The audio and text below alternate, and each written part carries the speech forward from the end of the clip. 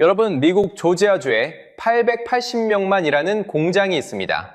그런데 이 공장이 1년에 차를 30만 대씩 뽑아냅니다.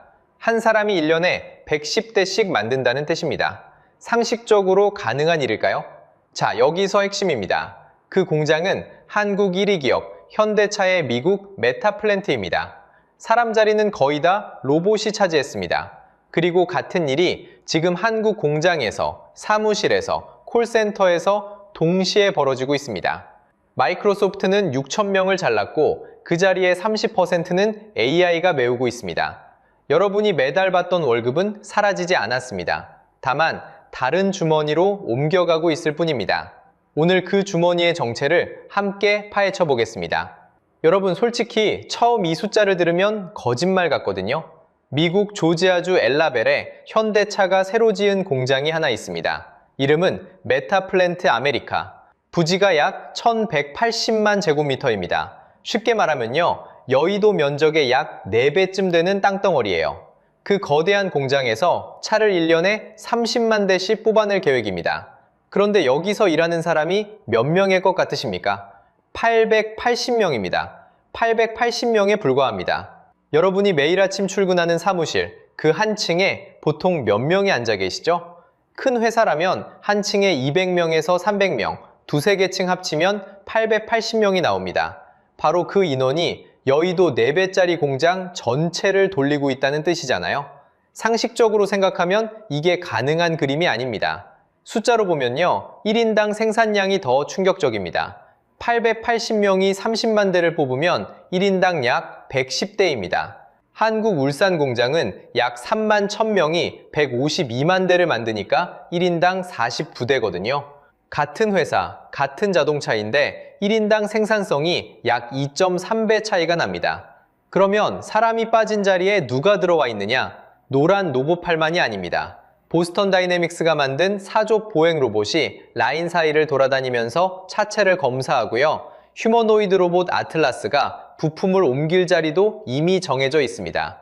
자율 운반 로봇이 부품을 실어 나르고 사람은 통제실에서 모니터만 봅니다. 공상과학 영화 같지만 2025년 기준 이미 가동 중인 실제 공장이에요. 여러분, 여기서 한번 멈춰서 생각해 보셔야 합니다. 한국 1위 제조기업이 미국 한복판에 사람 없는 공장을 지었다는 건요, 단순한 해외 진출이 아니라 일하는 방식 자체를 새로 짰다는 뜻이거든요. 그런데 이게 한국 1위 기업의 일회성 실험인지 아니면 전 세계가 동시에 가는 길인지부터 따져봐야 합니다. 여러분 중에는 이런 생각이 드시는 분이 계실 겁니다. 880명 공장이라는 거 결국 미국 얘기 아닌가? 한국에서 출퇴근하는 내 일하고 무슨 상관이냐? 그런데 숫자로 보면요, 같은 일이 같은 달에 미국, 중국, 독일에서 동시에 벌어졌습니다. 2025년 5월 마이크로소프트가 직원 6,000명을 잘랐습니다. 본사 인력의 약 3%입니다. 그런데 정리해고된 직원의 약 40%가 소프트웨어 엔지니어였거든요. 한국으로 치면 우리나라에서 가장 똑똑하다고 인정받는 직무, 개발자 자리가 가장 먼저 사라졌다는 뜻입니다. 같은 시기에 사티아 나델라, 마이크로소프트 CEO가 이렇게 말했습니다. 우리 회사 코드의 30%는 이미 AI가 작성하고 있다고요. 쉽게 말하면요, 여러분이 회사에서 매일 만드는 보고서가 10페이지라고 칩시다. 그 중에 3페이지는 옆자리 동료가 아니라 AI가 미리 채워둔 셈이거든요. 이게 현실이 됐습니다. 중국으로 가보겠습니다. 베이징 외곽 창핑구에 샤오미 다크팩토리라는 공장이 있어요. 다크팩토리는 조명까지 꺼진 채 사람 없이 24시간 돌아가는 무인 공장을 말합니다. 이 샤오미 공장에서는 1초에 한 대씩 스마트폰이 만들어지고 있습니다. 1년이면 1천만 대가 사람 손 거의 없이 나오는 거예요. 마지막으로 독일을 보시죠. BMW의 미국 스파턴버그 공장에는 휴머노이드 로봇 피규어 공이가 들어가 있습니다. 부품을 차체에 끼워 넣는 작업을 사람 대신합니다. BMW가 직접 발표한 숫자는 이렇습니다. 작업 속도는 사람의 4배, 정확도는 7배예요. 11개월 동안 BMW X3 약 3만 대 분량을 처리했습니다. 자, 정리해드리겠습니다. 현대차 미국 공장 880명, 마이크로소프트 본사 6,000명 해고, 샤오미 무인 공장, BMW의 휴머노이드 라인.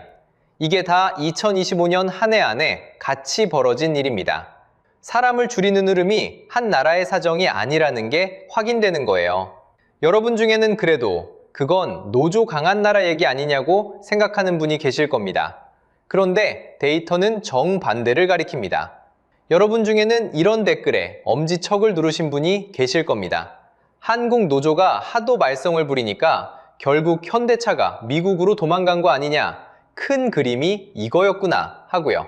솔직히 통쾌하게 들리거든요. 그런데 상식적으로 생각하면 이 프레임은 한 번에 무너집니다. 생각해보세요. 노조 때문에 사람을 줄인 거라면 노조 없는 공장에서는 사람이 안 줄어야 하잖아요. 그런데 정반대거든요. 미국 조지아주의 그 880명짜리 메타 플랜트, 거기는 사실상 무노조 환경입니다. 조지아주는 미국에서도 노조 가입률이 가장 낮은 주 가운데 하나예요. 노조가 약한 땅에 지은 새 공장에서 사람이 880명만 남았습니다. 중국으로 가도 답이 똑같습니다. 베이징의 샤오미 다크 팩토리, 거기는 애초에 노조라는 개념 자체가 다르거든요. 그런데도 사람을 다 빼고 24시간 무인으로 돌립니다. 노조가 강해서 사람을 자른 게 아니라 노조가 있든 없든 자른 겁니다. 자, 한국 숫자를 한번 보시죠. 국제로봇연맹 IFR이 2024년에 발표한 자료를 보면요. 한국의 로봇 밀도는 노동자 1만 명당 1012대로 세계 1위입니다. 글로벌 평균이 약 162대니까 한국이 무려 6배가 넘거든요. 쉽게 말하면요. 한국 공장에는 이미 노동자 10명 곁에 로봇 한 대가 같이 서 있다는 뜻이에요. 노조 강성이라는 한국이 세계에서 로봇을 가장 빠르게 들이고 있다는 게 데이터의 답입니다. 여기서 핵심입니다. 사람이 줄어드는 진짜 이유는 노조가 아닙니다. 자본이 인건비를 회피할 수 있는 곳이라면 노조가 강하든 약하든 미국이든 중국이든 한국이든 동시에 같은 일이 벌어지고 있는 거예요. 통쾌함은 잠깐일 뿐이고 이 흐름의 다음 차례는 결국 책상 앞 여러분 자리입니다. 그러면 한국 직장인 입장에서 진짜로 묻고 싶은 건 이거 하나입니다. 여러분 자리는 안전합니까? 여러분, 그래서 가장 궁금한 질문은 이거 하나일 겁니다. 내 회사, 내 직무는 정말 위험한가? 무서워서 안 찾아보신 분도 계실 거예요. 그런데 한국 기관이 이미 답을 내놨습니다. KDI와 한국고용정보원 분석입니다. 한국 직업종사자 61.3%가 자동화 고위험군입니다. 5명 중 3명, 약 1,500만 명이 위험 표시가 붙은 채 매일 출근하고 있다는 뜻이에요. 자, 한번 자문해 보셔야 합니다. 여러분 자리는 1,500만 명 안에 있습니까? 밖에 있습니까?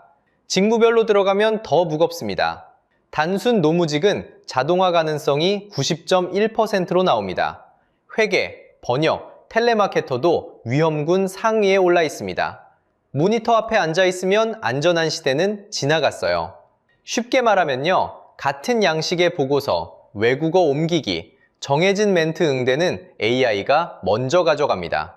한국은행 2024년 이슈노트는 더 직접적입니다. AI 노출도 높은 직무는 이미 임금 상승률이 둔화됐다고 적혀 있습니다. 일자리가 사라지기 전에 월급부터 멈춥니다. 자동화는 임금을 먼저 얼리고 그 다음에 자리를 줄이는 방식으로 들어와요. 임금 양극화 데이터도 같은 신호예요. 2025년 상반기 기준 300인 이상 기업 임금은 5.7% 올랐는데 300인 미만은 2.7%에 그쳤습니다. 회사 규모에 따라 임금 회복 속도가 2배 넘게 벌어진다는 뜻입니다. 같은 자동화 물결을 맞아도 충격 흡수력이 자리마다 다르거든요. 야근을 더해도 통장 숫자가 잘 안 움직이는 게 여러분, 능력 문제가 아닐 수 있습니다. 편하게 일하려다 집에서 불편하게 쉬게 생겼다는 말이 있어요. 1,500만 명이 안고 출근하는 정서입니다. 그런데 이 모든 자동화를 끌고 가는 진짜 이유는 따로 있습니다. 사라진 월급이 어디로 가는지 보면 답이 나옵니다. 자, 여기서 진짜 핵심입니다. 일하는 사람은 줄었는데 돈은 그대로 있을까요? 아닙니다. 그 돈은 정확히 다른 주머니로 옮겨갔고 그 경로가 아주 깔끔하게 추적이 됩니다. 먼저 단위를 시청자 입장으로 바꿔보겠습니다.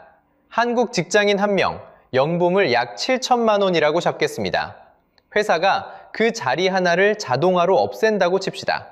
보통 로봇이나 AI 도입 비용을 빼고 나면 회사 손에 약 6천만 원 정도가 절감액으로 남습니다. 자, 그러면 그 6천만 원이 어디로 가는지 단계별로 따라가 보시죠. 1단계, 일부는 연구개발과 추가 로봇 도입비로 다시 들어갑니다. 자동화를 더 가속하기 위한 재투자죠. 사람 자리를 더 줄이는 데 쓰이는 돈입니다. 2단계, CEO 보너스와 임원 스톡 옵션으로 흘러갑니다. 미국 빅테크 임원 보수가 매년 사상 최고를 갱신하는 이유가 여기에 있어요. 인건비 줄여서 만든 이익이 회사 위쪽 몇 명한테 다시 인건비처럼 분배되는 구조입니다. 3단계, 자사주 매입, 영어로는 바이백이라고 부릅니다. 쉽게 말하면요, 회사가 자기 회사 주식을 시장에서 사들여서 주가를 끌어올리는 행위예요. 시장에 도는 주식 수가 줄어드니까 남아있는 주식 한 주의 가치가 자동으로 뜁니다. 4단계, 마지막은 주주 배당입니다. 결국 절감된 인건비의 종착역은 주주 통장이 됩니다. 숫자로 보면요, 마이크로소프트가 2024년 9월에 자사주 매입 약 600억 달러어치를 새로 인가했어요.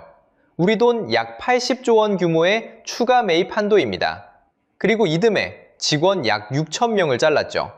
한쪽에서는 사람을 자르고 다른 쪽에서는 80조 원어치 자기 주식 매입 카드를 더 쥐고 있었던 겁니다. 한국도 다른 형태로 같은 흐름이 진행 중이에요. 한국 상장사들의 자사주 매입과 배당, 이걸 합쳐 주주 환원이라고 부르는데요. 그 규모가 매년 사상 최고를 갱신하고 있습니다.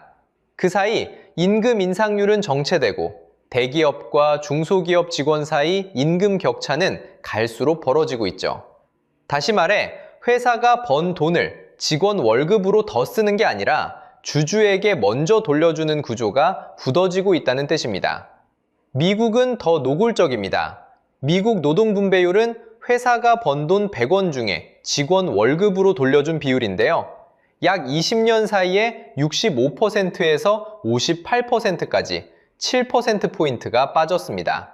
노동에 가던 돈이 자본 쪽으로 옮겨간 자리가 그만큼 큽니다.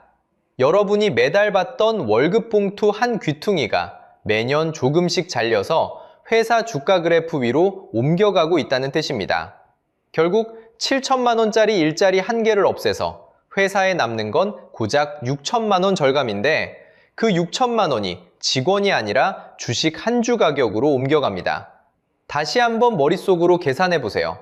7천만 원짜리 자리가 없어졌는데 누가 그 7천만 원을 받아갔는지 받은 사람은 직원이 아닙니다. 그런데 이 흐름을 가장 잘 아는 사람이 정작 시청자에게는 정반대로 약속하고 있습니다. 일론 머스크입니다. 자, 여기서 인물 한 명을 꺼내야 합니다. 일론 머스크입니다. 2025년 5월 미국 워싱턴에서 열린 사우디 미국 투자 포럼에서 머스크가 이런 말을 했어요. 이제는 유니버설 하이인컴, 우리말로 기본 고소득의 시대가 온다고요. AI 로봇이 모든 노동을 대신해 주니까 결국 모두가 부유해진다는 약속입니다. 이 말 잠깐은 솔깃하실 거예요. 일은 로봇이 하고 돈은 내 통장에 들어온다. 그런데 데이터를 한번 같이 보시겠습니다. 미국 노동 분배율은 회사가 번 돈 100원 중에 직원 월급으로 돌려준 비율인데요. 2000년대 초 약 65%였던 게 약 20년에 걸쳐 58%까지 7%포인트나 빠졌습니다. 머스크가 약속한 방향과 정확히 반대로 가고 있어요. 발언 다시 보겠습니다. AI에 가장 많이 투자한 회사 아마존을 보시죠. 향후 1년 동안 AI 인프라에 약 2천억 달러, 한국 돈으로 약 270조 원을 쏟겠다고 발표했어요. 그런데 같은 시기에 사무직 약 3만 명을 정리해고하고 있습니다. 한쪽으로는 AI에 270조를 붓고 다른 쪽으로는 사람 3만 명을 자르는 회사가 말하는 풍요. 상식적으로 생각하면 이 두 그림이 같은 지갑 안에서 만날 수가 없습니다. 여기서 미국과 한국을 잠깐 겹쳐보겠습니다. 미국은 약 20년에 걸쳐 노동에 가던 목 7%포인트가 자본 쪽으로 옮겨갔고 한국은 임금 양극화로 같은 효과가 나오고 있어요. 2025년 상반기 기준 300인 이상 기업 임금은 5.7% 올랐는데 300인 미만은 2.7%밖에 못 올랐습니다. 노조 강한 나라, 약한 나라 가리지 않고 분배의 균형은 한쪽으로 쏠리고 있다는 뜻입니다. 같은 시기 글로벌 빅테크가 자기 회사 주식을 사들이는 자사주 매입에 쓴 돈은 수천억 달러 단위인데 임금 인상률은 한 자릿수에 머물러 있거든요. AI가 만들어낸 이익이 노동자가 아니라 자본 쪽으로 환원되고 있다는 게 결론입니다. 그러면 분배 메커니즘이 답인데요. 로봇이 사람 자리를 대체했으니 로봇에 세금을 매기자는 로봇세, 모두에게 일정 금액을 주는 기본소득. 2026년 4월 현재 로봇세를 입법한 나라는 0개입니다. 한국에서도 이재명 대통령이 로봇세를 얘기해야 한다고 발언했고 국회 미래연구원이 AI 사회보장세 보고서를 내놓은 단계까지는 왔어요. 입법까지는 아직 가지 못했습니다. 지갑주인은 여러분인데요. 그 지갑이 비어가는 이유를 그 지갑을 가져가는 사람한테 물어보고 있는 셈입니다. 머스크의 기본 고소득은 분배가 작동할 때만 성립하는 약속이거든요. 그 메커니즘이 없는 한 약속은 현실이 아니라 마케팅에 가깝습니다. 그래서 답은 두 가지입니다. 분배가 안 들어오면 우리가 직접 자리를 옮겨야 합니다. 어느 자리로 옮길지가 마지막 질문입니다. 분배가 안 들어오면 답은 하나밖에 없습니다. 우리가 직접 자리를 옮겨야 합니다. 그러면 어느 자리로 옮길 것인가? 이게 5년 안에 여러분이 풀어야 할 진짜 시험입니다. KDI와 OECD가 자동화 가능성 80% 이상으로 분류한 직무들이 있습니다. 이름을 한번 정확히 호명해 드릴게요. 회계 보세요. 재무보조 보세요. 단순 사무, 콜센터, 텔레마케터, 번역, 교정, 단순 제조 라인, 데이터 입력 보세요. 운전직도 들어갑니다. 2030년 이후 자율주행이 본격화되면 화물, 택시, 버스 운전 자리가 같이 흔들립니다. 지금 이 직무 중 한 칸에 앉아 계시면 5년이라는 시간은 생각보다 짧다는 걸 인정하셔야 합니다. 자, 여기서 핵심입니다. 살아남는 직무는 정반대결로 움직입니다. 돌봄과 간병 보세요. 숙련 용접과 배관 보세요. 비정형 현장을 몸으로 굴리는 관리자 보세요. AI 문영자, 프롬프트 엔지니어 보세요. 상담과 교육처럼 사람의 신뢰가 핵심인 서비스 보세요. 공통점은 두 가지입니다. AI가 따라오기 어렵고 한국 사회 안에서 수요가 오히려 늘고 있다는 점이에요. 이건 마치 빙하위 같습니다. 어디는 단단하고 어디는 무너지기 직전인데 여러분이 어느 칸에 서 있는지 본인이 직접 봐야 합니다. 임금 데이터에서도 균열은 이미 보이고 있습니다. 2024년 기준 300인 이상 기업 임금은 5.7% 오른 반면 300인 미만은 2.7% 오르는데 그쳤습니다. 격차가 2배 넘게 벌어졌어요. 회사 규모만의 문제가 아니라 자동화를 빨리 흡수한 쪽과 못한 쪽의 격차이기도 합니다. 한국은행 이슈노트는 한 발 더 나갑니다. AI 노출도가 높은 직무에서 임금 상승이 이미 둔화 중이라고 적혀 있어요. 위험 신호는 켜진 게 아니라 이미 가동 중입니다. 사이렌이 울리는데 우리는 의자만 보고 있는 셈이에요. 그래서 여러분이 5년 안에 점검할 1년 단위 체크 포인트를 3가지로 정리해 드리겠습니다. 첫째, 내 직무가 KDI 위험군 어디 위치인지 매년 한 번 확인하세요. 이름이 위험군 명단에 있느냐 없느냐만 봐도 됩니다. 둘째, 자동화가 따라오기 힘든 기술 한 가지를 1년에 한 개씩 익히세요. 손기술이든 현장 판단이든 AI를 부리는 능력이든 좋습니다. 셋째, 본인의 시간당 부가가치를 한 번이라도 계산해 보세요. 내가 1시간 일해서 회사에 얼마를 남겨주고 있는지 이 숫자를 모르면 협상할 무기도 없거든요. 결국 노동의 종말은 모두에게 똑같이 오지 않습니다. 누구에게는 끝이고 누구에게는 새 시작입니다. 자, 이제 마지막 한 줄을 같이 정리해 보겠습니다. 오늘 영상에서 가져갈 진짜 핵심 한 줄입니다. KDI 시나리오에 따르면 2030년 한국에서 업무의 90%를 AI가 처리할 수 있는 일자리 비중이 약 90%까지 올라갑니다. 쉽게 말하면요, 5자리 중 4자리 반이 자동화 사정권에 들어온다는 이야기예요. 숫자가 무겁죠? 다만 여기서 중요한 단어는 가능이라는 단어입니다. 실제로 사라진다는 뜻이 아닙니다. 분배가 들어오느냐, 재교육이 들어오느냐, 로봇세가 입법되느냐, 이 세 가지에 따라 90%가 위협이 될 수도 기회가 될 수도 있습니다. 결국 미래를 결정하는 건 기술의 속도가 아니라 제도와 선택이거든요. 그래서 우리 사회가 지금 당장 손에 쥐어야 할 도구가 세 가지로 정리됩니다. 첫째, 노보세와 AI 사회보장세 입법 추진입니다. 국회 미래연구원이 이미 보고서를 냈고 이재명 대통령도 경사노위 자리에서 같은 방향을 언급했습니다. 둘째, 직무 재배치 안전망 강화예요. 생애주기 재교육 바우처처럼 자리를 잃기 전에 다음 자리로 옮길 시간과 비용을 국가가 같이 부담하는 구조입니다. 셋째, 개인 단위 점검입니다. 내 직무가 자동화 저항 기술을 1년에 한 가지씩 늘려가고 있는지 매년 같은 날 같은 자리에서 점검하는 거예요. 자, 여기서 핵심입니다. 분배는 어느 날 갑자기 떨어지지 않습니다. 우리가 함께 요구해야 만들어집니다. 그래서 댓글로 한 가지 부탁드립니다. 여러분 직무는 KDI 자동화 위험군에서 어디쯤에 있다고 보시나요? 댓글에 직무명만 한 줄로 남겨주시면 다음 영상에서 직무별 위험도 지도를 따로 정리해서 다뤄드릴게요. 그리고 한 가지 예고를 드립니다. 다음 영상에서는 한국 청년 일자리 1순위였던 공무원과 교사가 왜 동시에 무너지고 있는지 그 진짜 민낯을 파헤쳐 보겠습니다. 마지막으로 한 줄만 남기겠습니다. 근로자의 날에 이 영상을 본 여러분은 이미 한 발 앞서 있습니다. 자기 자리를 의심하기 시작한 사람만이 자기 자리를 지킬 준비를 시작합니다. 그 의심이 자조로 멈추지 않고 결단으로 옮겨갈 때 노동의 종말은 우리 이야기로 다시 쓰이거든요. 오늘 영상이 유익하고 재밌으셨다면 구독과 좋아요 부탁드리겠습니다. 영상 제작에 큰 힘이 됩니다. 다음 영상에서 뵙겠습니다.